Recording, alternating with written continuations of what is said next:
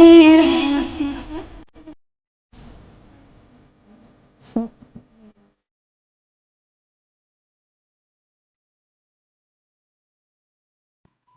علیکم، آپ دیکھ رہے ہیں کے نیوز ایچ ڈی۔ میں ہوں حارث علی شاہ گیلانی۔ چلتے ہیں آج کی اہم خبروں کی طرف۔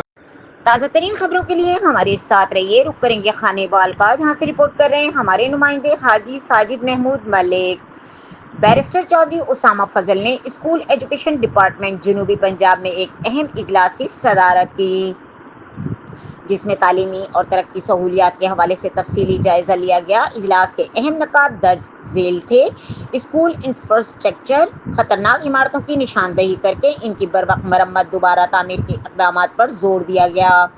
گمشدہ سہولیات، بنیادی سہولیات کی کمی کو نوٹ کیا گیا تاکہ فوری طور پر اس پر عمل درآمد کیا جا سکے۔ مجموعی اسکول ماحول، کلاس رومز کی حالت، ڈسپلن اور طلبہ کی دلچسپی کا جائزہ لیا گیا۔